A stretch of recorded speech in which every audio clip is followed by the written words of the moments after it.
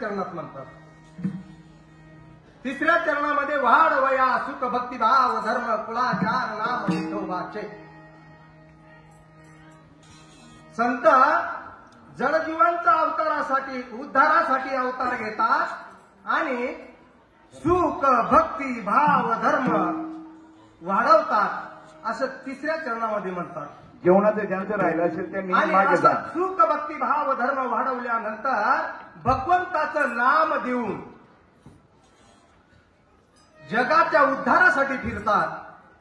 नंतर स्वतःचा विचार न करता चंदनासारखे स्वतः घासतात आणि बाकी मात्र भक्तिभाव वाढवतात. विठ्ठल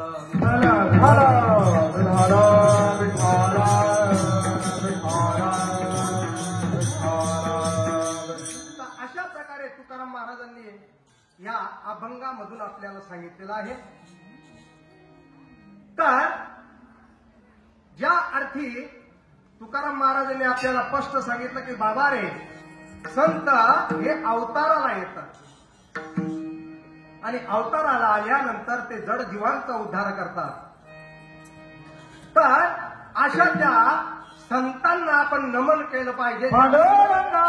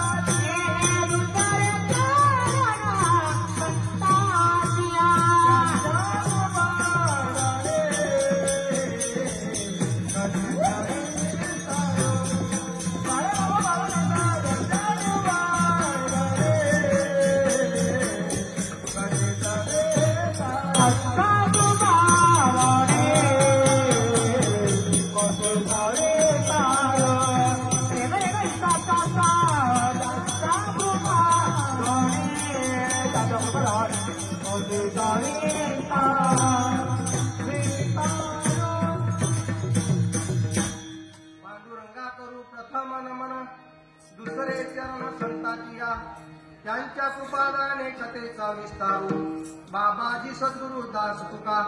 ओम नमो ज्ञानेश्वरा.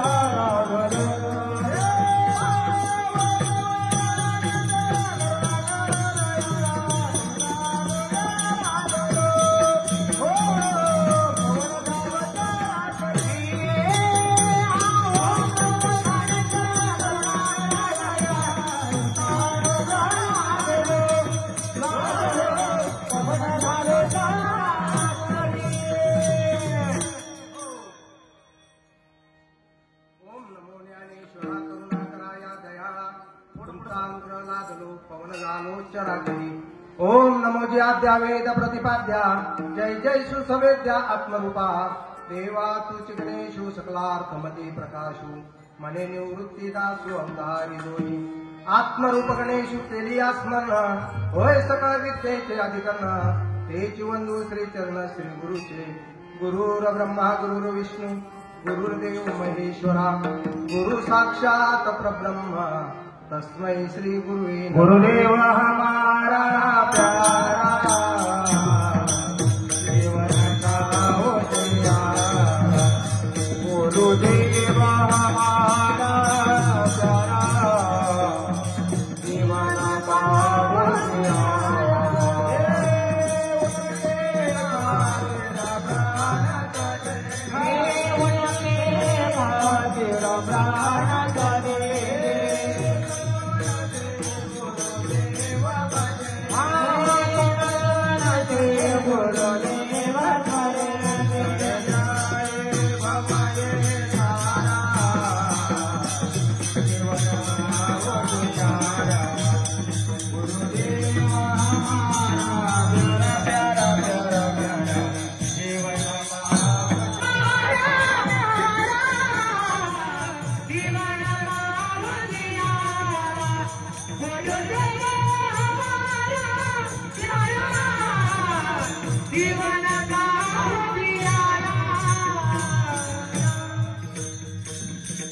गुरुदेव हमारा प्यारा जीवन का उजिया.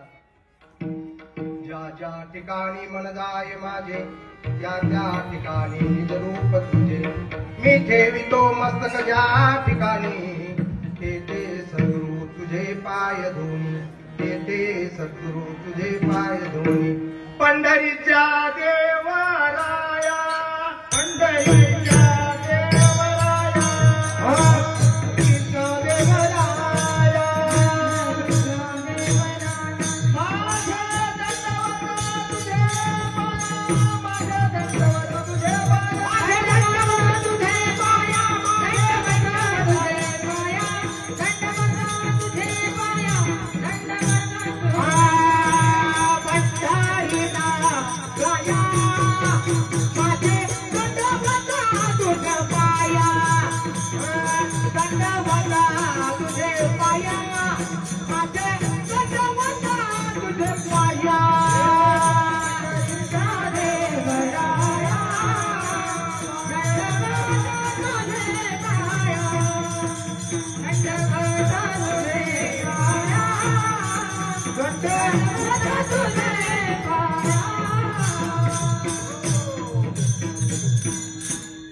तुम्ही संत माय बाप कृपावंत कायम्या पतित कीर्तिवाणू.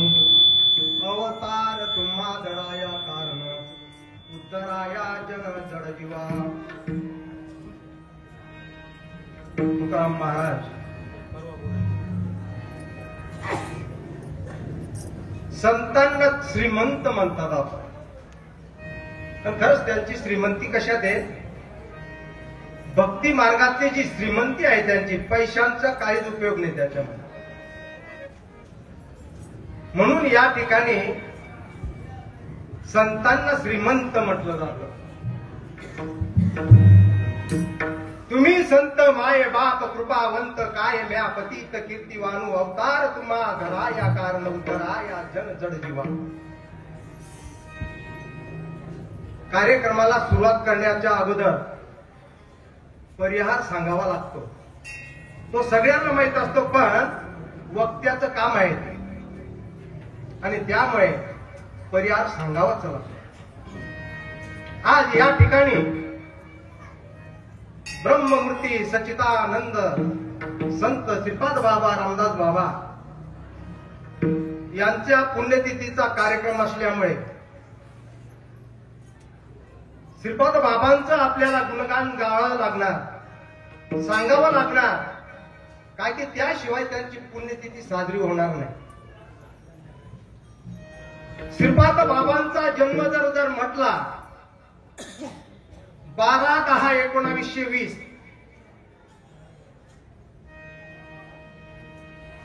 वाजगाव खेडे, तालुका कळवण, जिल्हा नाशिक. ब्रह्ममूर्ती संत माननीय श्री दोदूजी चव्हाण यांच्या घरी जातो.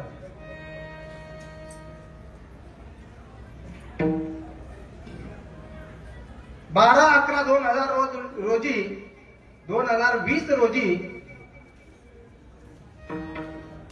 1920 रोजी चुकलं माझं ते 12/11/1920 साली बाबांचा जन्म झाला. बाबांचं शिक्षण जवळजवळ 7वी पर्यंत झालं आणि 7वी पर्यंत शिक्षण झाल्यानंतर 25व्या वर्षी म्हणजे 1945 साली बाबांनी ब्रह्ममूर्ती संत केरोबा बाबा यांचे पाय धरले आणि पाय धरल्यानंतर केरोबा बाबांनी संपूर्ण जबाबदारी बाबांकडे 1946 रोजी देऊन टाकली. अवतराला आला धर्मरक्षणाला, अवतराला आला धर्मरक्षणाला,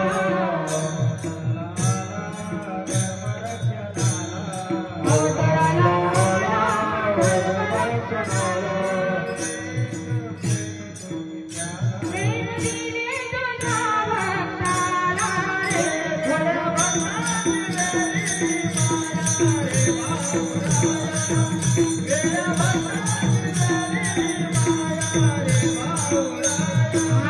मेरा मोतियाच्या काठी उजळल्या ज्योती, मोतियाच्या काठी उजळल्या ज्योती. ओय रे गुरुराया रे, जय भगवती मेरी माया विभावराया, मेरा भगवती मेरी माया विभावराया. केरोबा बाबांनी 1946 साली संपूर्ण अध्यात्माची धुरा श्रीपाद बाबांच्या खांद्यावर टाकली आणि त्यानंतर परमार्थ करत असताना 1953 साली नोकरीच्या निमित्ताने घोटी या गावी आले. काय की प्रत्येक जणाला आपला उदरनिर्वाह करावा लागतो म्हणून नोकरीच्या निमित्ताने ते घोटी या ठिकाणी आले आणि घोटी आल्यानंतर या ठिकाणी ज्या वेळेला परमार्थ करत असताना नोकरी करत असताना बाबांना या ठिकाणी 3 रत्न सापडले. एक हरिभक्त परायण गुरुवर्य बिलाडी अप्पा, तेही नोकरीच्या निमित्ताने इगतपुरीला आले रावरी विद्यापीठ मार्फत. त्याचप्रमाणे दुसरं रत्न जर म्हटलं सगळ्यात ज्येष्ठ श्रेष्ठ आपण मानतो असे हरिभक्त परायण गुरुवर्य भागडे बाबा आणि तिसरं जर म्हटलं तर गुरुवर्या हरिभक्त परायण नबाबाई आरोटे. हे 3 रत्न या ठिकाणी या घोटीमध्ये बाबांना सापडल्यानंतर मग परमार्थाला खरी चालना मिळाली बाबांना.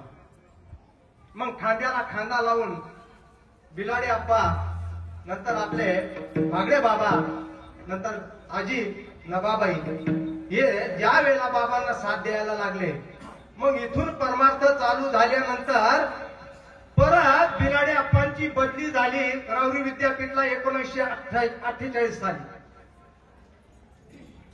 आणि त्या ठिकाणी बाकी मात्र मुळा नगरला त्यांनी त्या ठिकाणी वास्तव्य केल्यानंतर मग त्या ठिकाणी परत बिलाडे अप्पांना परत अजून सापडले खांद्याला खांद्या लावणारे असे अशोक सोनवणे, हरिभक्त परायण अशोक सोनवणे, नंतर हरिभक्त परायण गायकवाड साहेब, नंतर गायकवाड ताई आणि नंतर माझे परममित्र कोळी काका असे हे मिळाल्यानंतर त्यांनी त्या ठिकाणी परमार्थाला ज्या वेळेला सुरुवात केल्यानंतर पूर्ण महाराष्ट्रामध्ये त्याचा प्रचार केला.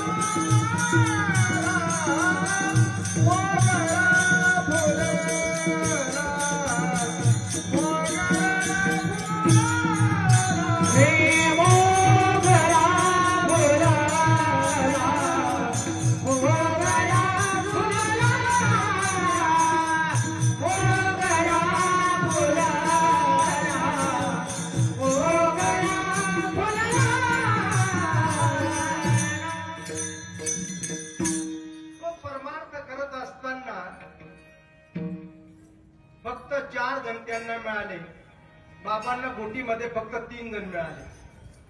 बघा कसं असतं. आणि ते मिळाल्यानंतर ते दुसऱ्याला सांगण्याच्या अगोदर पहिल्याने आपले नातेवाईक कोण आहे, जवळचे कोण आहे, प्रत्येकाला वाटतं माझ्या भावाला मिळावं, माझ्या मामाला मिळावं, माझ्या मावशीला मिळावं. असं करत असताना त्यांनी ज्या वेळेला तो प्रचार केला परमार्थाचा, अलौकिक प्रचार होता तो. वास्तविक झाले किती 7-8 लोक झाले, पण त्यांनी पूर्ण महाराष्ट्र पिदून टाकला. काय सांगावं तुम्हाला. अहो हे बिनाडे आप्पा आणि कोळी काका यांनी मला सापडवण्यासाठी 3 वर्ष लावले. का की त्यांना माहिती होते की ही व्यक्ती खात नाही पित नाही बुवा. आम्ही तरी असे होतो. कोळी काकांचं जर तुम्हाला जर सांगायला जर गेलं तर नामदेव आप्पा सांगायचे, भाऊ अरे आपण सर्व्हिसला आहेत ना, जरा याची तर ठेव काहीतरी. नाही तर त्या ज्ञानेश्वर कॉलनीमध्ये विद्यापीठमध्ये असं बोंबील धरायचे ते पिलेले राहायचे, त्यांना काही समजायचं बिचाऱ्याला. आप्पा बोलायला गेले तर आप्पाला एकच दगड मग तुला पाहून घेऊ. म्हणजे एवढी गंमत कोळी काकांची होती. तरी आप्पांनी त्यांना आवरत आवरत आवरत शेवटी माळकरी बनवलं. एकट्याला नाही तर बाईलाही बनवलं. बनवलं तर बनवलं, परत कीर्तनकार बनवलं. काय होतो कोळी काका कुठले, चोपड्या तालुक्यातले अनवरलं. नामदेव आप्पा कुठले, पाष्ट्याचे. कोणी धुळे जिल्ह्याकडचं तर कोणी चोपड्या तालुक्याकडचं. कुठला मेळ नव्हता. पण कसं बिलकुल कोण कुठलं काही संबंध नाही. तर अशा प्रकारे बाबांनी बी ते चालना दिली. मग बाबा इथून मुळानगरला जायचे. बिलाडे आप्पा आणि त्यांना बळ द्यायचे की भाऊ बघ आपल्याला आयुष्यात एवढंच खरं करायचंय. आणि तुम्हाला सांगू का, शुद्ध जर पुण्य मिळत असेल आपल्याला, शुद्ध पुण्य जर तुम्ही माळकरी तयार केले, हे खरं शुद्ध पुण्य आहे आपल्याकडे. आणि त्यासाठी काही लागत नाही. फक्त आपल्याला काय करायचंय, तो प्रचार करायचा, परमार्थाचा प्रचार करायचा फक्त. आणि त्याच्यातून लोकांना पटवून द्यायचंय. आणि पटवून दिल्यानंतर बाकी मात्र तो जर तयार झाला तर ते शुद्ध पुण्य मिळाल्यानंतर मग बघा आपल्याला किती आनंद होतो. मग असं करत असताना ज्या वेळेला बिलाडे आप्पांचं मामांचं गाव जुनं नाही धुळे जिल्ह्यात, त्या ठिकाणी बाबांनी मेळावा घेतला. आणि मेळावा घेतल्यानंतर बिलाडे आप्पा आणि कोळी काका 40गावला आले आणि मला सापडवलं आणि घेऊन गेले. त्या दिवशी रात्रभर मी ऐकलं नाही. का, मी मानोबा पंथाचा माणूस होतो. मी त्यांचं ऐकत नव्हतं. बाबा गण झालं, मी सुद्धा माळकरी आहे, कशाला मला पटवतो. रात्रभर ऐकलं नाही. भागवत दाखवलं, ज्ञानेश्वरी दाखवली, तुकाराम गाथाचं सांगितलं. मी सांगितलं आता झोपा 2 वाजले, आता मी ऐकत नाही. सकाळी उठल्यानंतर ज्या वेळेला चहा पेत फिरलो काकांच्या घरी, दादांच्या घरी, आणि मग कोळी काकांनी सांगावं भाऊ आता हा दाराशी बांधलेला हा कोण आहे. मी काकांना सांगायचो, कोळी काकांना, भाऊ तू बी शेतकरी, मीही शेतकरी आहे का. मग मला बैल समजत नाही का, मी इतका बैल आहे का. म्हणजे एवढी चर्चा आमची चालायची. एवढं एकमेकाला आम्ही घासायचो. भाऊ मी बैल ओळखत नाही का, मी शेतकरीचा पोरगा आहे. तसं नाही रे पांढरण, तसं नाही. मग बघ तू ऐकते खरी, तू खात पित नाही ना. पटवायची कशी पद्धत असते बघा तुम्ही, फक्त लक्षात घ्या आणि सोडून द्या. तर मी तुला जे सांगतो ना ते फक्त तू ऐक आणि ऐकल्यानंतर मला त्याचं उत्तर देतो. तोपर्यंत काहीच बोलू नको. म्हटलं बोला. म्हणे मग हा बैल आहे. म्हटलं हो. मग त्याच्याजवळ तू एक काम कर, एक तगारी भर मांस घेऊन आणि त्याच्या पुढे ठेवून दे. म्हटलं कसं खाईल राव, बाबू दादा खाणार नाही. नाही खात ना. तू काय करतो, खातो पितो का. नाही. म्हणजे एवढं पटवायचं होतं की बैल खात नाही, तू बी खात नाही. म्हणजे तू त्याच्या पंक्तीत आहे. सांगायचा भावार्थ असा होता, तो बैल खात नाही, तू बी खात नाही, म्हणजे तू त्या बैलाच्या पंक्तीत आहे. मग म्हटलं का हो असं कसं काय. परत एक काम कर, एक बाटलीभर दारू घेऊन ये, मग ठेव त्या बैला पुढे. म्हटलं पिणार नाही बाबा दादा. नाही पिणार. मग तू दारू पितो का. नाही. मग तू तो बरोबर आहे. म्हटलं सला आहे ती गोष्ट करी. मग अजून पटवण्याकरता भाऊ तू खात नाही तो बी खात नाही, दोघं बी तसेच आहेत. दुसरं एक आता मला सांग, तू देवदेव करतो, तू माघारी ये जन्मापासून नाही 4 पिढ्या, आज बी 4वी 5वी पिढी चालू आहे आमची. मग नेमका देव कुठे भाऊ? म्हटलं भाऊ मला एवढं माहितीये, कृष्ण देव आहे, दत्त देव हे एवढंच मला माहितीये, पुढचं मला काहीच माहित नाही. आणि म्हणून तर मी तुला विनंती करतो, तुझ्या रावण्या करतो की भाऊ तो बी खात नाही तू बी खात नाही, तो बी भक्तीला योग्य नाही तू बी भक्तीला योग्य नाही, तुला बी माहित नाही नेमकं काय असतं. म्हटलं बाबा बरोबर आहे. आणि मग मी तयार झालो. बाबांचं बुधवारी बाबांचं कीर्तन चालू होतं गाण्याचं, बाबा बसलेले होते ओट्यावर. म्हटलं दाखव कोणते बाबा आहेत.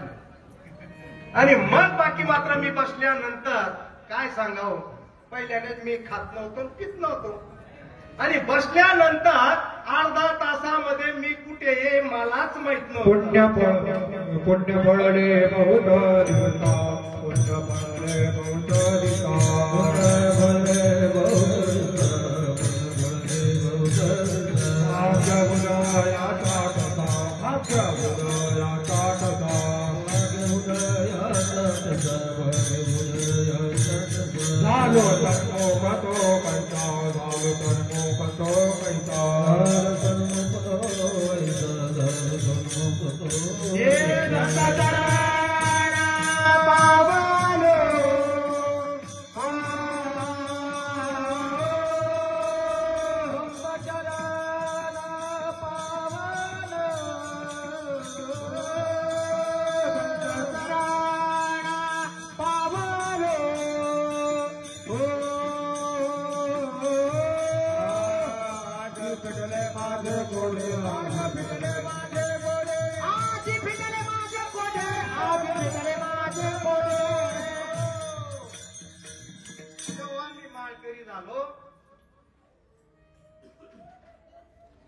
ती अवस्था जी झाली मला, तर शेवटी मला त्यांना बाथरूम मध्ये घेऊन जावं लागलं, तोंड धुवा लागलं, हातपाय धुवा लागले.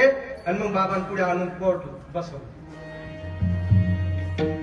वास्तविक हे सांगायचं नसतं, पण कसं आहे की आपले लोक आहेत आणि आपल्या लोकांना याचं जर आपण व्यवस्थित विवेचन करून जर सांगितलं तर ते पटतं. आणि पटल्यानंतर आपण जास्त त्या गोष्टीमध्ये पॅक होतो की परमार्थ करावा तर असा करावा. खूप भाग्यवान आहोत आपण. त्यावेळेला मी तो अनुग्रह घेतल्यानंतर मग मलाही परत 3 रत्न सापडले टाकळीला. एक भांडेवाले जिभाऊ माझे भांडेवाले, दादाजी हरचंद पाटील देवळीवाले, आणि 40 गावचे आपलं सुरेश तांबे म्हणून 3च जण. आणि त्या माध्यमातून ज्या वेळेला परमार्थ चालला तर बाबा म्हणायचे भाऊ खूप मस्त करताय रे, खूप मस्त करताय. बाबा 40 गावला आले, मुलीकडे जायचे आणि पहिले आणि आमच्याकडे यायचे. बघा एवढा आनंद बाबाला.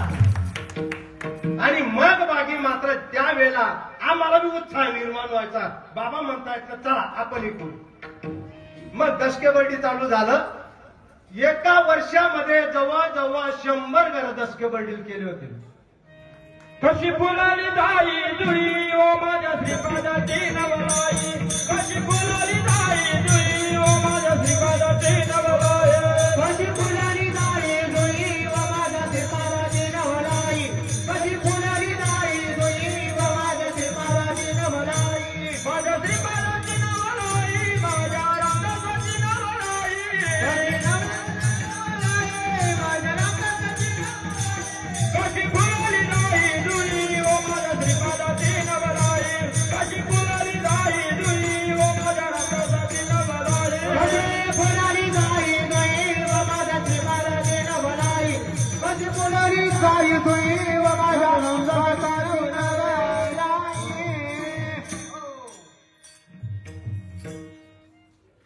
तुम्ही सुद्धा एवढे कमी नाहीत.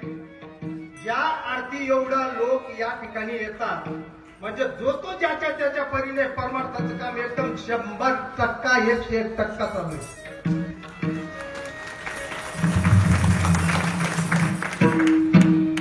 खूप आनंदी आनंद काय सांगावं. बाबा म्हणायचे भाऊ काय सांगावं तुला. मी बस स्टँडला सहज पोहोचवायला गेलो एक दिवशी. भाऊ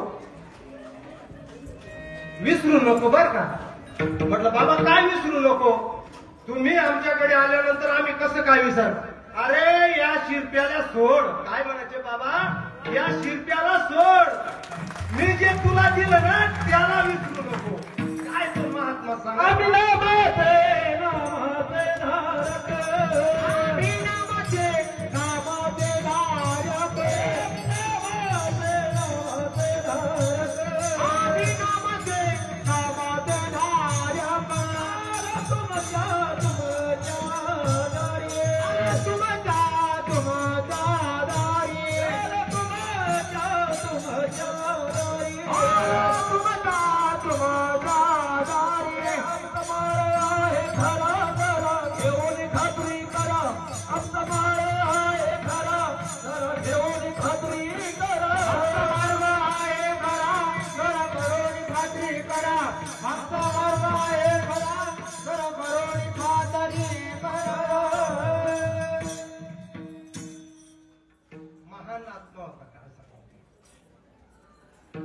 भयान भाग्यवान आहेत आपण.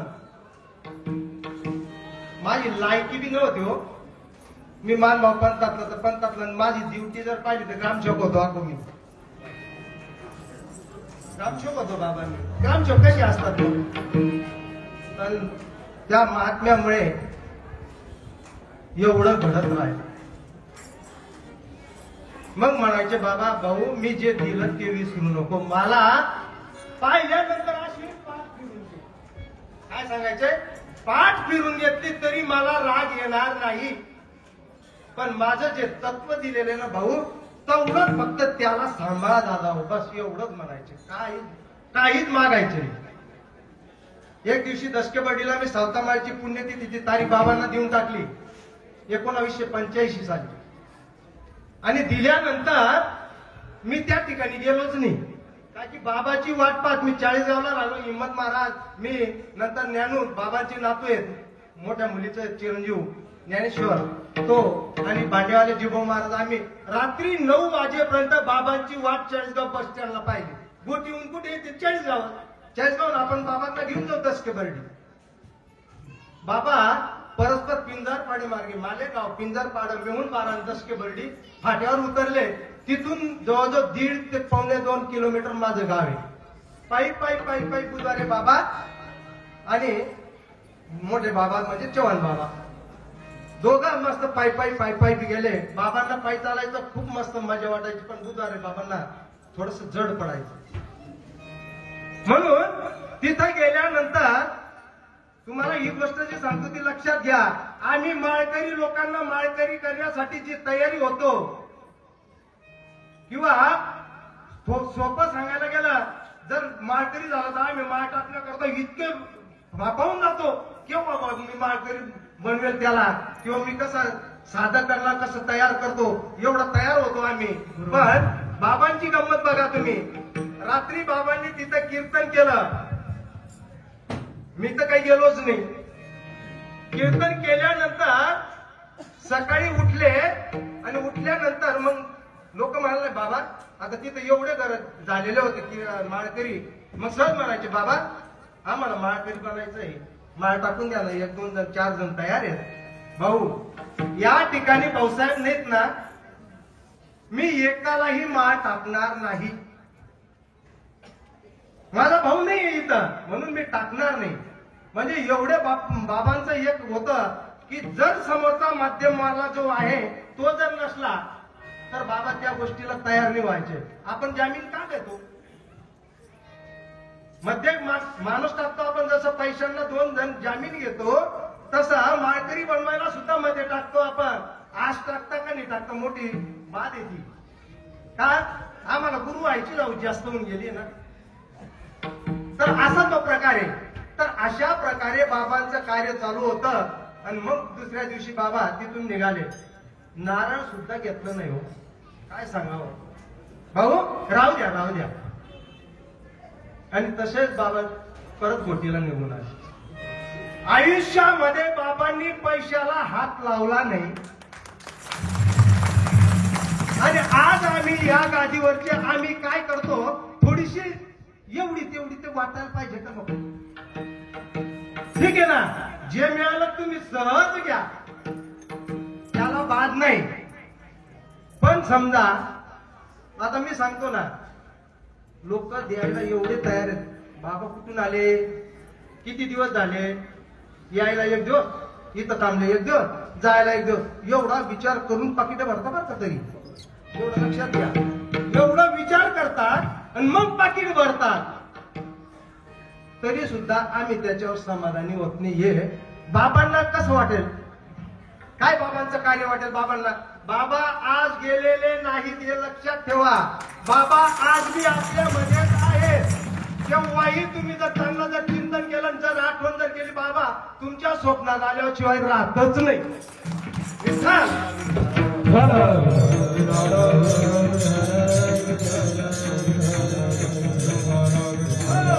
आता हा परमार्थ चालू असताना विद्यापीठवाल्यांनी 1986 ला कोळीकाका झाले 87 पासून अखिल महाराष्ट्रीय वैष्णव मेळावा 1987 पासून विद्यापीठला चालू केला. तर तो 1987 पासून ते 97 पर्यंत असा 11 वर्ष चालला होता. आणि 11 वर्ष चालल्यानंतर 12वं वर्ष जे होतं 98, बाबांनी 78व्या वर्षी म्हणजे एकूण टोटल 53 वर्ष परमार्थाचं काम करून बाबांनी 10/1/1998 ला आपला देह पंचमहाभूतांना विलीन केला.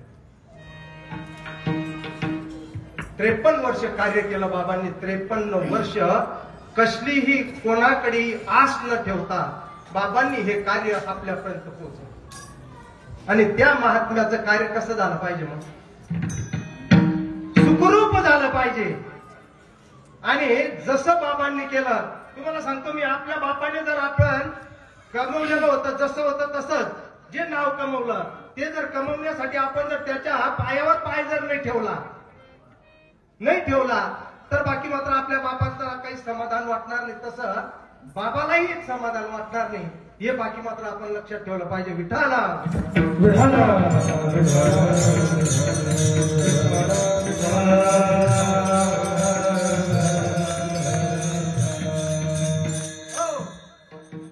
तुम्ही संत माय बाप कृपावंत काय म्या पतित कीर्तिवानु अवतार तुम्हा धराया कारण उत्तराया जड जीवा.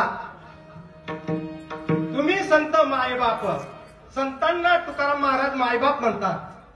आता आपल्या पुढे प्रश्न झाले 2.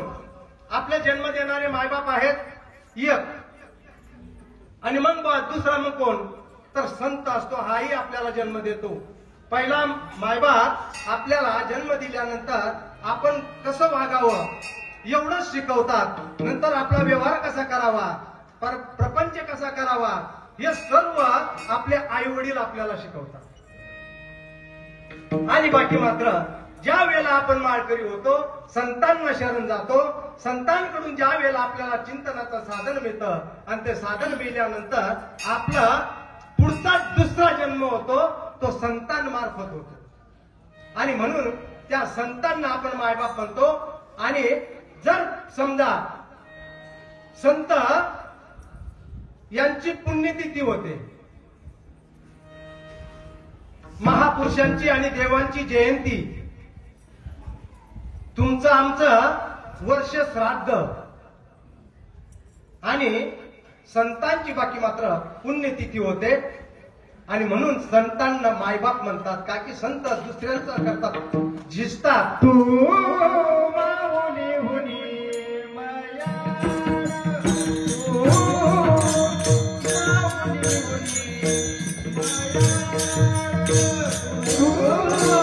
माऊली हुनी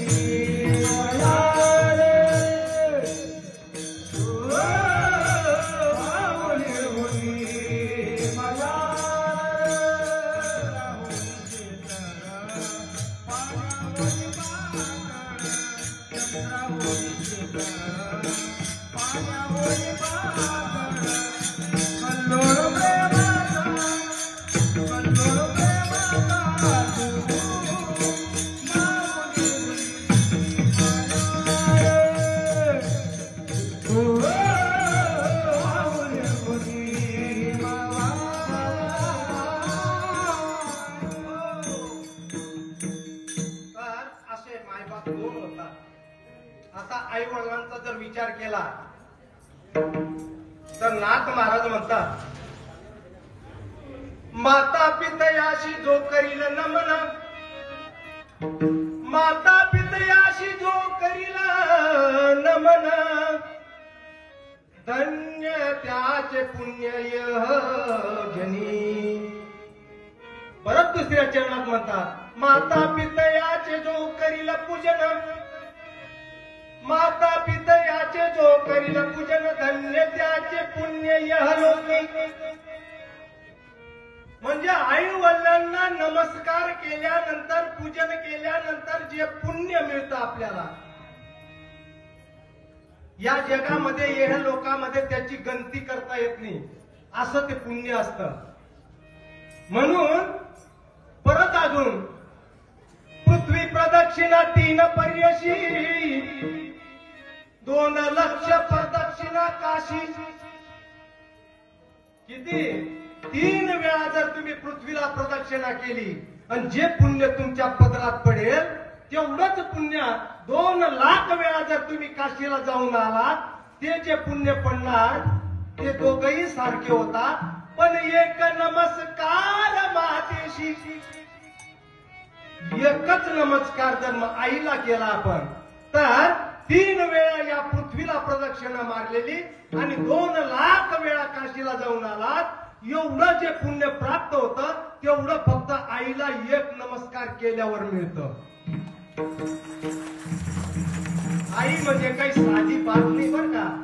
आपण काही समजत नाही, काय सांगावं. आज जर या कलियुगामध्ये पाहिलं ना तर डोळ्याला धारी लागतात आपल्या. वृद्धाश्रम तयार झाले नसते तर आपण ठिकाणावर राहिलो असतो तर. पण आपण आई वडिलांना विसरतो आणि तिथंच आपण घसरतो. आणि मग पुढे बाकी मात्र मग ब्राह्मण लोकांकडे जातो, बाबा माझं काबर चांगलं होत नाही, मी तर गण करतो. मग बाबा बी देतो मस्त पैकी, भाऊ तुला पितृदोष लागला रे. आणि मग आपण तिथून लटकतो वेगळं करायला. कितीही तुम्ही तो पितृदोष धुवायचा प्रयत्न केला तरी तो धुतला जात नाही.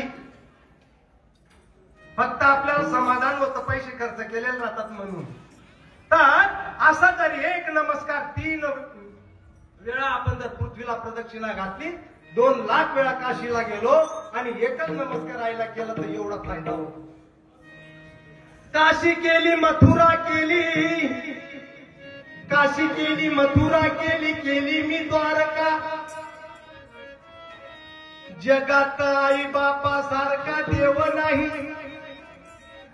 जगात देव नाही आई बापा सारखा. मग असं त्या आई बापांची सेवा आपण केली पाहिजे. आणि जर आपण केली तर आपले मुलं आपली करतात. आपण नाही केली तर आपले मुलं पाहतात ना तुम्ही काय करतात म्हणून. आणि म्हणून आपण ते केलं पाहिजे. याच्यावर बाकी मात्र नाथ महाराज अजून परत एका भंग लिहितात, माता पिता देव गुरु ऐसा ज्याचा एक विचारू. एकच विचार, माता पिता देव गुरु ऐसा ज्याचा एक विचारू. धन्य धन्य तयाचे शरीर नर नोहे तो ईश्वर. नाथ महाराज म्हणतात, अरे काय सांगावं तुम्हाला, धन्य धन्य त्याचं शरीर. तो नर नाही, माणूस नाही किंवा बाई नाही, तो ईश्वरच आहे असे नाथ महाराज म्हणतात. 4 दैवते समान मानी शरण एका जनार्दनी. जो 4 दैवतांना आई बाप माता पिता देव गुरु यांना जो सार्थ समजतो त्याच्याबद्दल नाथ महाराज म्हणतात.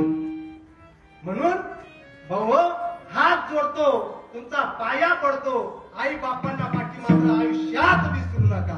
आणि मग बघा ते काय आशीर्वाद देतात आणि मग आपली पुढे काय प्रगती होते. तर असं ते आई बापांची सेवा आपल्याकडून झाली पाहिजे.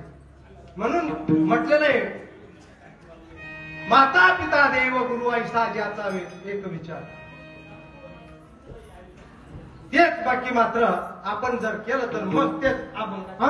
तुम्ही संत माय बाप, तुम्ही संत माय बाप कृपावंत, तुम्ही संत माय बाप, तुम्ही संत माय बाप कृपावंत, तुम्ही संत माय बाप,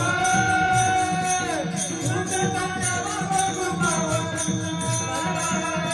तुम्ही संत माय बाप, तुम्ही संत माय बाप कृपावंत.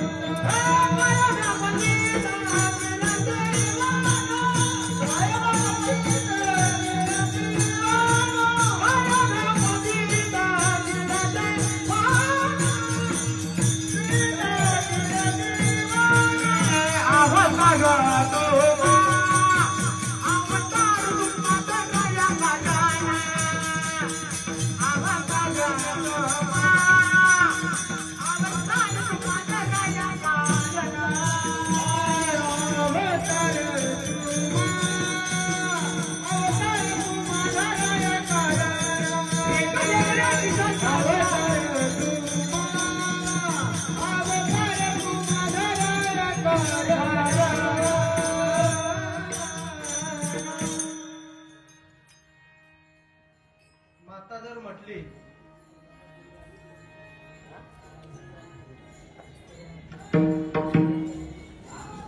कयादू माता आहे, कयादू मातेने ध्रुवा आपला प्रल्हादाला घडवलं. हिरण्यकश्यपूचा मुलगा प्रल्हाद, त्या प्रल्हादाला लहानचं मोठं केलं, त्या प्रल्हादाला घडवलं आणि घडवल्यानंतर बाकी मात्र प्रल्हाद हा एवढा देवभक्त झाला तर त्या प्रल्हादाच्या भक्तीमुळे स्वतः भगवंताला बाकी मात्र त्या ठिकाणी वराह अवतार घेऊन त्या ठिकाणी जावं लागलं. एवढं हॅलो हॅलो हॅलो हॅलो दिंडीवाल्याकडे नंबर द्यायची विनंती आहे. तुम्ही थांबा तिथं. महाराज मधले महाराज कोण आहे? थांबा थांबा तिथं. करायला जाते ना. हो विठ्ठल एक मिनिट. दिंडी आलेली आहे तरी ट्रस्टीचे सचिव हरिभक्त परायण अविनाशजी भाऊ हांडे काउंटरला आहे का? नाना बाबा जा तुम्ही. हा स्वागत करा नाना बाबा.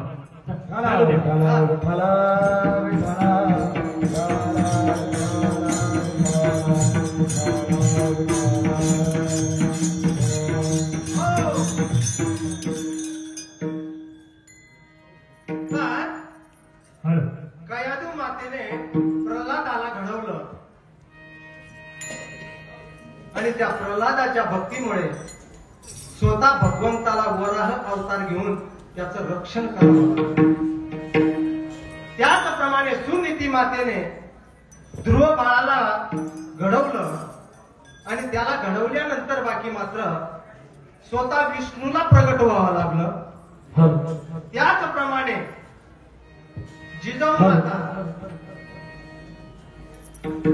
जिजाऊ मातेने छत्रपती शिवाजी महाराजांना घडवलं आणि छत्रपती शिवाजी महाराजांना घडवल्यानंतर बाकी मात्र एवढं शिक्षण व्यवस्थित दिलं की स्वराज्य शिवाजी महाराजांनी स्थापन केलं. ते स्वराज्य बाकी मात्र स्वतः करता केलं नाही. एक लक्षात ठेवा, शिवाजी महाराजांनी जवळजवळ 80 गडकिल्ले जिंकले. 80 आणि नंतर त्यांचे सुपुत्र छत्रपती संभाजी महाराजांनी 140 गडकिल्ले जिंकले. एकूण किती झाले? 220 गडकिल्ले. त्या 220 गडकिल्ल्यामध्ये एकही गडकिल्ला त्यांच्या नावे नाही. सगळं तुमच्या आमच्यासाठी करून ठेवलं. असे ते छत्रपती शिवाजी महाराज म्हणून आपण त्यांचे गुणगान गातो, त्यांचे पोवाडे म्हणतो. गिरशी खरी गिरटापरी लहरी भगवा ध्वजा उगवला तारा तिथे लहरा उगवला तारा तिथे लहरा उगवला तारा तिथे लहरा उगवला तारा तिथे लहरा हे युगा युगाचा गडगंधारा जगन नगरी परिसराला हे मराठा मरदा हो मराठा मरदा हो खुलदा छाटेला चंद्र होता आहो छाटेला चंद्र होता. छत्रपती शिवाजी महाराज की छत्रपती संभाजी महाराज की उगवला तारा तिथे लहरा उगवला तारा तिथे लहरा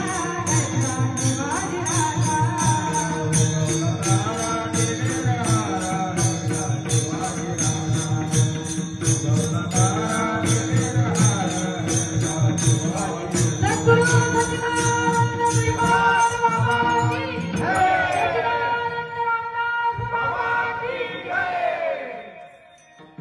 आणि म्हणून शिवाजी महाराजांचं आपण पवाडे गातो, वाटेल तेवढं त्यांचं गुणगान करतो. म्हणून म्हणतात पवाडा कसा असतो माहितीये का? जय जयकार महाराष्ट्राचा महाराष्ट्राचा शूर शूराचा शूर शूराचा शंभरायाचा शंभर तळतळले रोमा शंभर तळतळले रोमा कैतो स्वाभिमाना मुद्रा तुम्हा कैतो स्वाभिमाना मुद्रा तुम्हा कैतो स्वाभिमाना. छत्रपती शिवाजी महाराज की जय. तर अशा प्रकारे शिवाजी महाराजांनी आपल्यावर अनंत उपकार करून त्याचप्रमाणे आता जर उपकाराचा जर विचार जर केला, आईचे आपल्यावर किती उपकार आहेत तेही सांगतो. आईचे आपल्यावर 4 प्रकारचे उपकार आहेत. एक आहे 9 महिने 9 दिवस आई आपल्या उदरात वाढवून नाळाद्वारे त्याला श्वास देते. हा आईचा पहिला उपकार झाला. दुसरा उपकार, आई आपल्या रक्ताचं दूध बनवते आणि ते दूध त्या मुलाला पाजल्यानंतर त्याचे हाडं मजबूत होतात. हा आईचा दुसरा उपकार आहे. तिसरा उपकार आहे, आई त्याला लहानचं मोठं करते आणि मोठं केल्यानंतर त्याला कडेवर खांद्यावर खेळवते. हा आईचा तिसरा उपकार आहे. याच्यावर एक गीतकार किती सुंदर गीत म्हणतो ते बघा. कडेवर खांद्यावर खेळलास वेड्या, कडेवर खांद्यावर खेळलास वेड्या, रात्रंदिवस मांडीवर लोळलास वेड्या, पुन्हा जीवनात नाही घडी आनंदाची, आठवण ठेवावी तू आईच्या दुधाची. तर अशा प्रकारे मातेचा तिसरा उपकार आहे. चौथा उपकार आहे मातेचा, लहानचं मोठं केलं आणि त्याला चालायला बोलायला शिकवलं. हा मातेचा चौथा उपकार आहे. हा झाला आईचा. तसा श्रीपाद बाबांनी आपल्याला लहानचं मोठं केलं. गेल्या उपकाराचा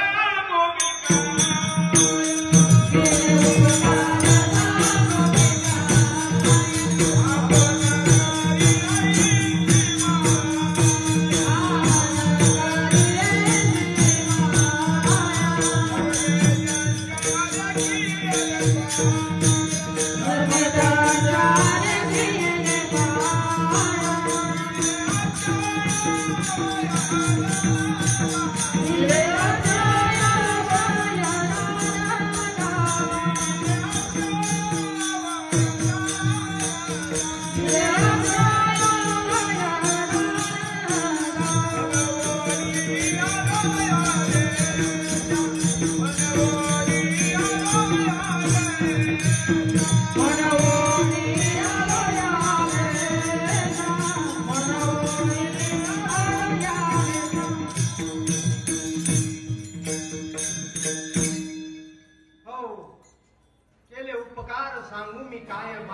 करी ऐशी माय धर्म त्यांचा देखी येला पाय दिले अभय अक्षय दान अभय दान दिलं आपल्याला कोणता अभयदान कृपादान केले संती कल्पांती ही सरेना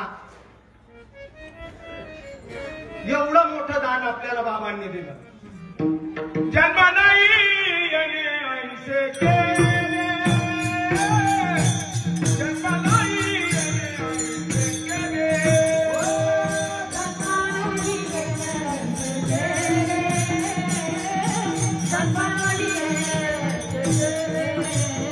आकाय बोसराई वावे कवनगोने आकाय बोसराई वावे कवनगोने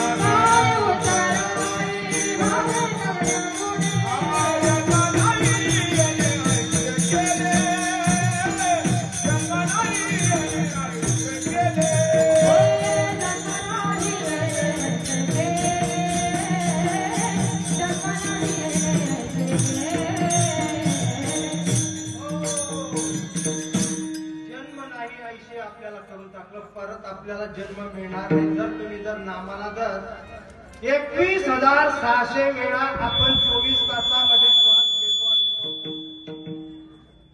असं चिंतन जर झालं तर परत आपल्याला खरंच जन्म नाही पण त्या उतराईमधून जर आपल्याला जर जायचं असेल तर बाकी मात्र तुम्हाला वर्षामध्ये एक वेळा या गोटीला यावंच घोटीला घोटीला घोटीला घोटीला जायचं घोटीला घोटीला घोटीला घोटीला जायचं या श्रीवाद बाबाला डोळे भरून पाहायचं या रमणाच्या बाबाला डोळे भरून पाहायचं घोटीला घोटीला घोटीला घोटीला घोटीला घोटीला घोटीला घोटीला जायचं जायचं श्रीवाद बाबाला डोळे भरून पाहायचं श्रीवाद बाबाला डोळे भरून पाहायचं या रमणाच्या बाबाला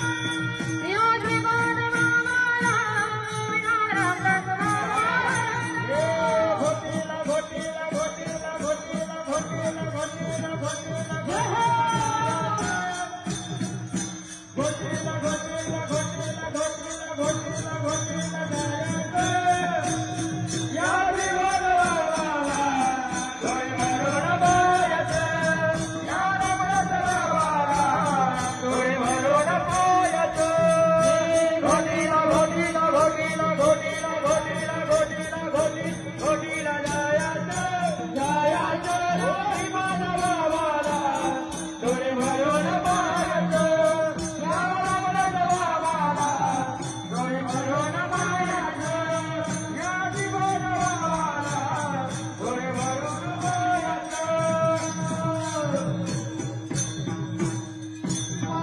बाबा की जय.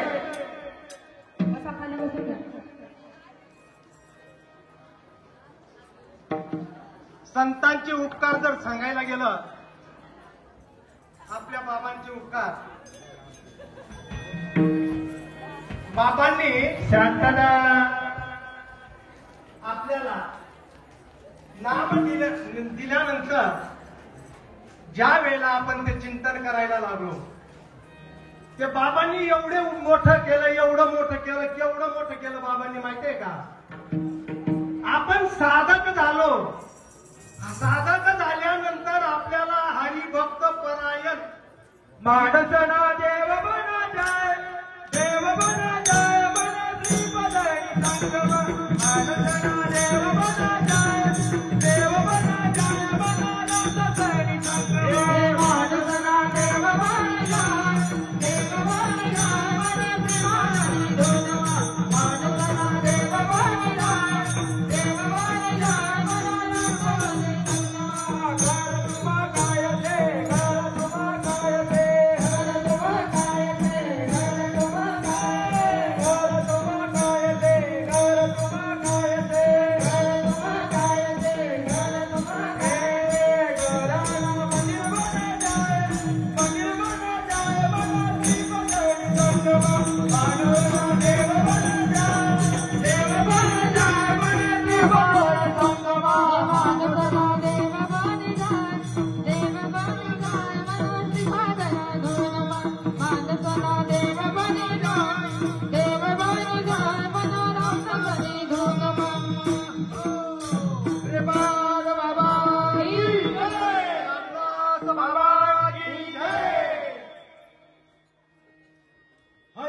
हरिभक्त परायण अशी आपल्याला डिग्री लागली साधकांना.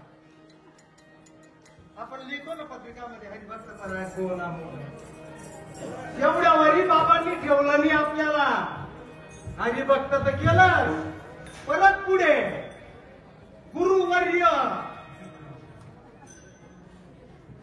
गुरुवर्य लगे हरिभक्त परायण गुरुवर्य झालो आपण.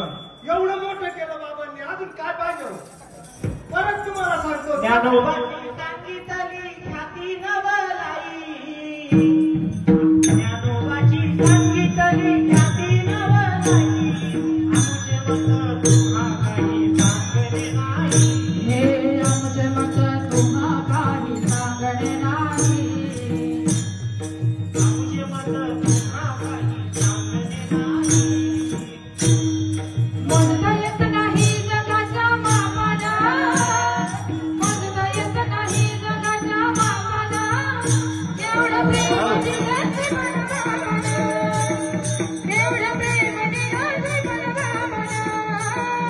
एवढं प्रेम दिलं जीवनभावाला.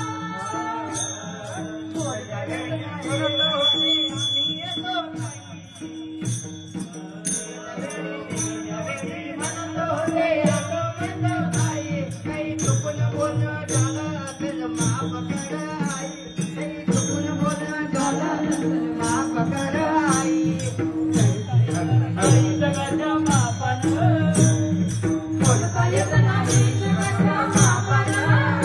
एवढं प्रेम दिलं जीवनभावाला. एवढं प्रेम दिलं जीवनभावाला.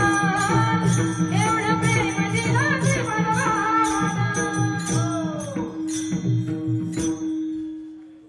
गुरुवर्य हरिभक्त परायण गुरुवर्य.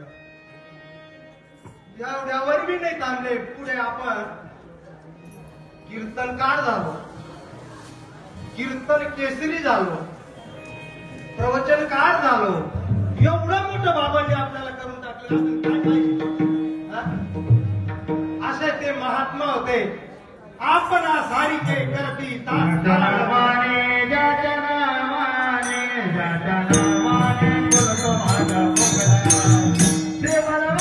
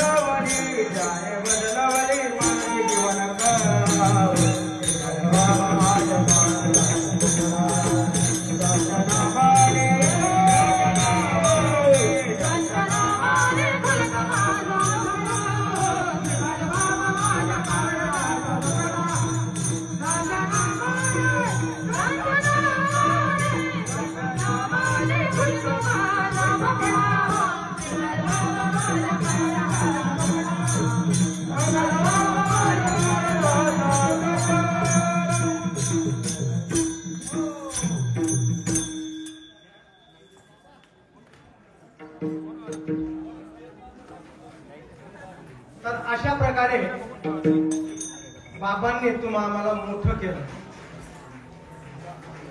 बाबांचं अनुकरण बाहेरचे लोक करतायत बर का. तुम्ही आपण करतोय तर नवल नाही. पण बाहेरचे सुद्धा बाबांच्या पावलावर पाऊल ठेवायला पाहत आहेत. पहिल्याने एकमेव बाबा होता. भाऊ जर समजा असं जर केलं ना म्हणजे काय, म्हणजे पैशाला जर हात लावला, बाबांचं कायम वाक्य राहायचं. आता बघा तुम्ही बाहेरचे लोक बोलतात, मी बोललो चोरडिया म्हणून आहेत. त्यांनी सुद्धा सांगितलं की हे सगळे प्रमाण तुम्हाला सापडतात आणि हे प्रमाण सापडत नाही का बुवा? कोणते प्रमाण? आता देण्या घेण्यावरून बाबांचं म्हणणं होतं की भाऊ या गोष्टी करायच्या नाही. बाबा कीर्तनात म्हणायचे, माझे भजन करून गौन करू री गे धनांजन, हे भक्त विरुद्ध लक्षण मुख्य दान भक्ताचे एकनाथी भागवत. माझं भजन करतो आणि पैसे कमवतो हे भक्ताच्या भक्तीच्या विरोधातलं लक्षण आहे असे नाथ महाराज म्हणायचे. हे प्रमाण फक्त या महाराष्ट्रामध्ये फक्त एकमेव श्रीपाद बाबा एकमेव होते, फक्त एकमेव. कोणीही बोलत नव्हतं का की सगळे भामटे होते. माझा श्रीपाद भगवंत, माझा श्रीपाद भगवंत,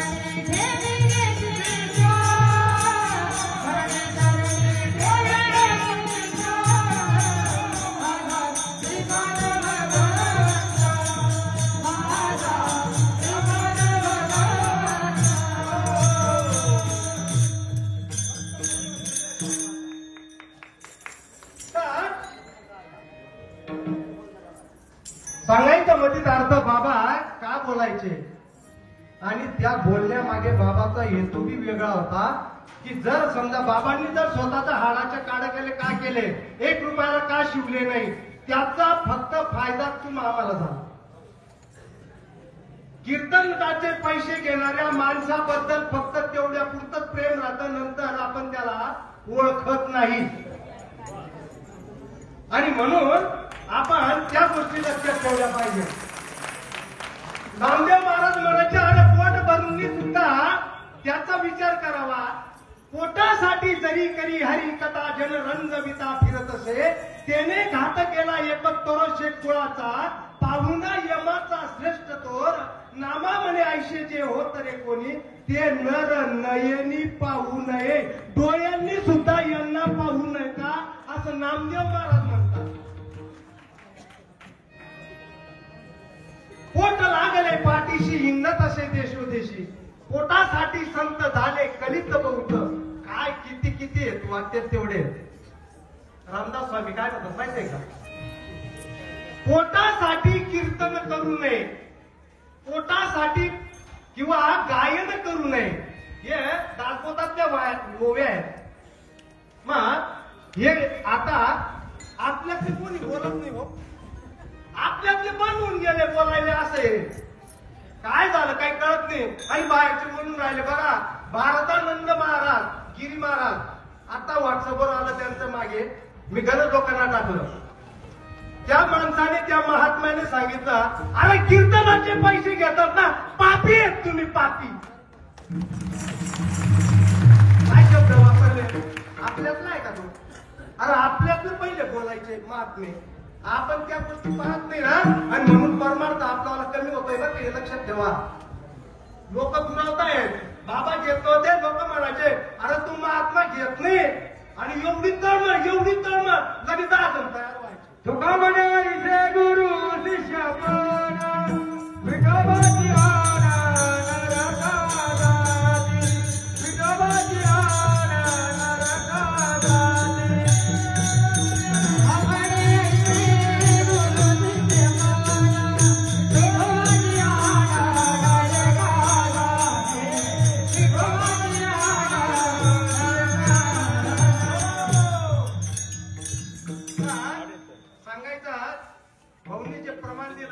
विठोबाचं नाम आन नरका जाती. म्हणून बाबा तुकाराम महाराजांचं बी द्यायचं, पण ते प्रमाण काही मी आता घेत नाही. माय मावल्या भरपूर आहेत तिथं, त्यामुळे माझी काही हिंमत होत नाही. कीर्तनाचा होता तो. म्हणायचं बर चला विठ्ठल विठ्ठल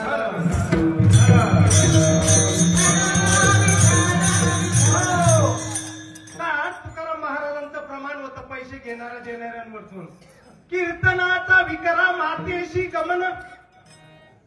बघा माणसाला नुसतं म्हणायला लाज वाटते ना आम्हाला पैसे घ्यायला लाज वाटत नाही. विठ्ठला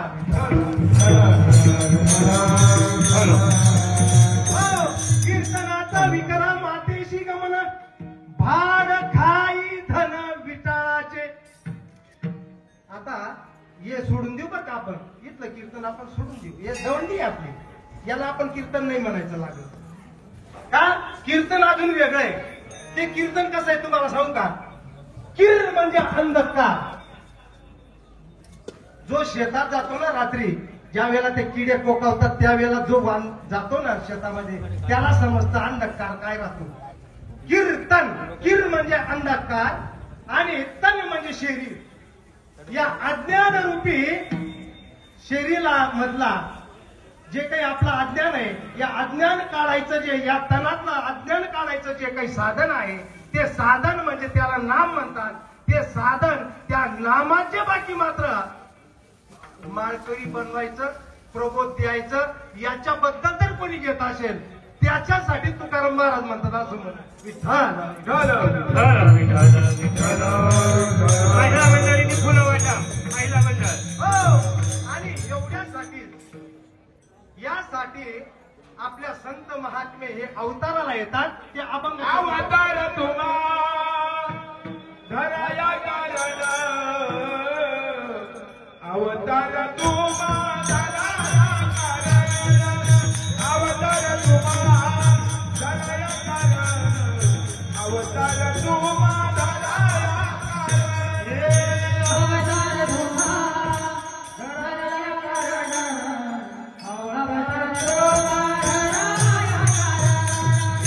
अवतार तुम्हा धराया कारण अवतार तुम्हा धराया कारण अवतार तुम्हा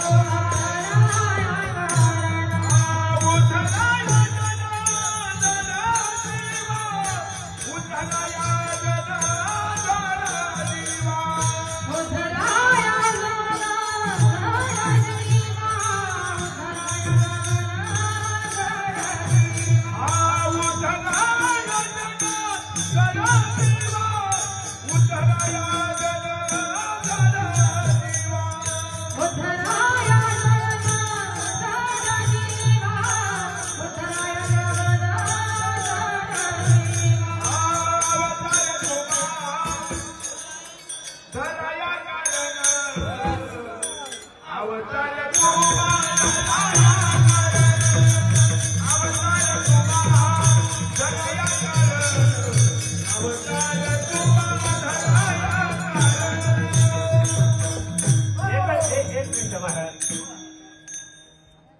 आपली वेळ फक्त 10 मिनिटाची राहिली आहे तेव्हा सर्व साधक मायबापांना विनंती करण्यात येते की जे काही महाआरतीचे मानकरी आहेत हरिभक्त परायण श्री वसव हरिदास टोकर कमरगाव नगर श्री वसव बाळासाहेब खकाळे इगतपुरी नाशिक त्याचप्रमाणे श्री वसव विजय नांद्रे नाशिक श्री वसव प्रकाश आरोग्य नाशिक श्री वसव नथू जोशी देवळे डॉक्टर श्री वसव मकरंद काळे घोटी त्याचप्रमाणे श्री वसव तुकाराम महाराज काळे घोटी श्री वसव संजय काळे घोटी यांनी आरतीचं ताटं घेऊन मंदिरामध्ये बाबांच्या समोर उभं राहायचंय. बोला महाराज. अवतार तुम्हा धराया कारण उद्धराया जन जड जीवा या जड जीवांच्या उद्धारासाठी स्वतः संत अवताराला येतात तसे देवही अवताराला येतात बरं का. देव सुद्धा अवताराला येतात. यदा यदा हि धर्मस्य ग्लानिर्भवति भारत अभ्युस्ता नाम धर्मस्य तदात्म नाम सृजाम्यहम्. भक्ती जर समजा खुंटायला लागली ज्या वेळेला ग्लानी येते त्यावेळेला स्वतः भगवंत अवताराला येतात. अवतार जर म्हटलं तर बघा जरी असशी निर्गुणी थोर तू युगायुगी अवतार घेतोशी स्परास्पर जीवा लागी त्रास बा तुझला श्रीकृष्ण प्रेम दे मजला. आरतीमध्ये सुद्धा श्रीकृष्णाच्या आरतीमध्ये सांगितलं की तुला किती बी त्रास झाला तरी तू काय करतो, अवताराला येतो आणि बाकी मात्र तू काय करतो, धर्माचं पालन करतो. धर्माचे पालन करणे पाखंड खंडन हेची अम्मा करणे काम, हेही बाकी मात्र संतांनी केलं. श्रीपाद बाबांनी तर एकमेव केलं, हे बाकी मात्र विसरता येणार नाही. बाबांनी वाटेल तेवढा स्वतः कष्ट सहन केले, वाटेल तेवढा त्रास सहन केला, पण धर्माचं पालन केलं आणि पाखंड्यांचं जे सांगितलं अशा प्रकारेच खंडन केलं. असं बाकी मात्र आपल्याला महात्मा मिळाला. खूप आपण भाग्यवान, आपल्यासारखं भाग्यवान या जगात नाहीत कोणीच नाही. म्हणून वाढवया सुख, तुम्हाला सुख वाढवण्यासाठी स्वतः बाबा अवताराला आले. तुम्हाला धर्म समजण्यासाठी बाबा अवताराला आले.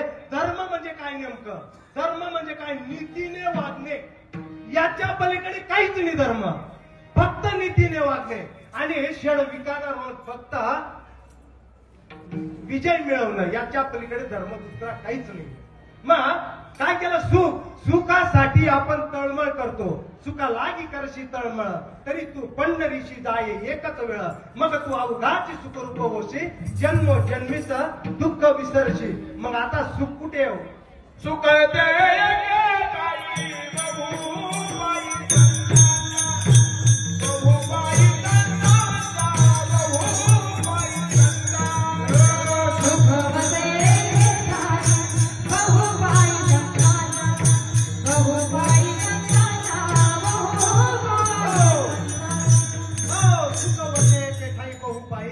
संतांच्या.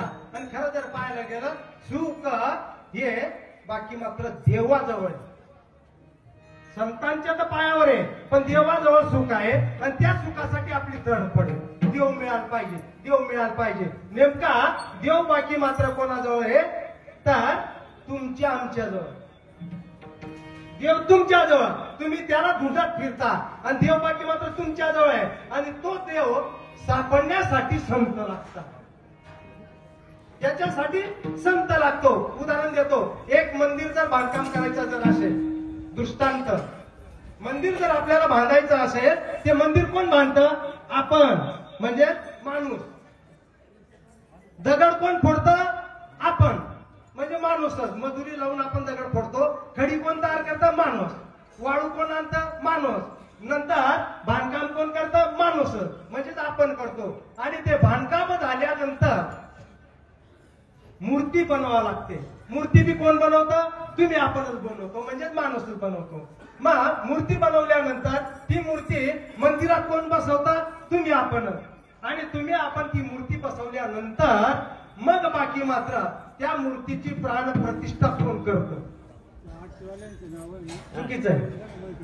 त्या मूर्तीची प्राण प्रतिष्ठा सुद्धा माणूसच करतो. त्यासाठी यजमान जोडपं लागतं.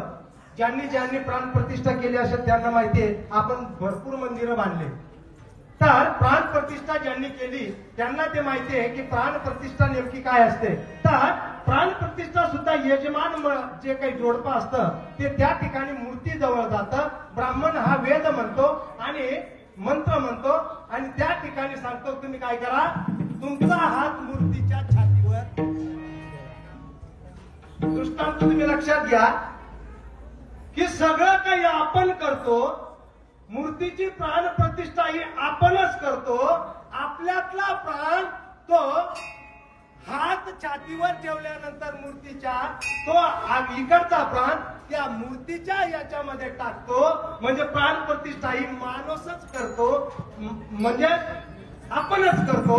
नंतर मूर्ती बसवल्यानंतर त्याला नारळ सुद्धा, पूजा सुद्धा आपणच करतो. ते नारळ फोडल्यानंतर सुद्धा मूर्ती खाते का, हे नारळ सुद्धा आपणच खातो. म्हणजे नेमका देव कुठे, समजलं का. हृदय मंदिरी जे मज पाहती तयाशी होय माझी प्राप्ती. देव पाहावयाशी गेलो तेथे देवाची उनी ठेलो. असा तो भगवंत तुमच्या आमच्यामध्ये ओत भरलेला आहे. त्याच्याशिवाय आपण काहीच करू शकत नाही. श्रीपाद भगवंत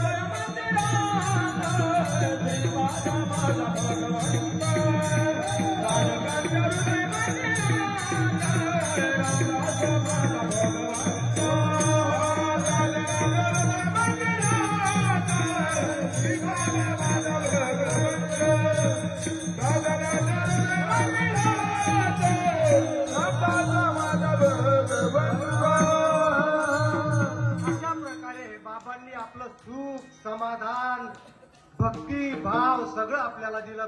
अभंगाचं 3रं चरण इथं संपलं. आता 4थं चरण आहे. त्याच्या अगोदर आपण एक वेळा त्या पांडुरंगाचं त्या विठ्ठलाचं भजन करू.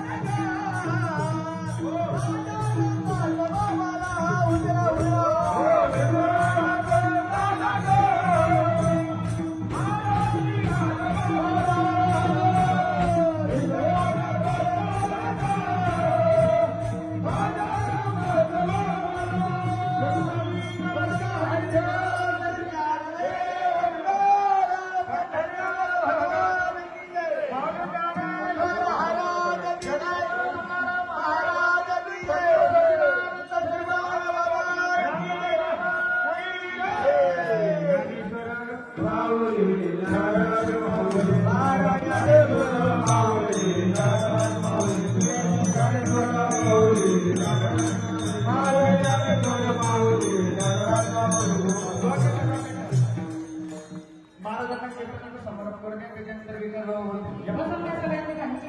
बसा खाली बसा खाली, बसा. व्यासपीठावर सगळेजण बसा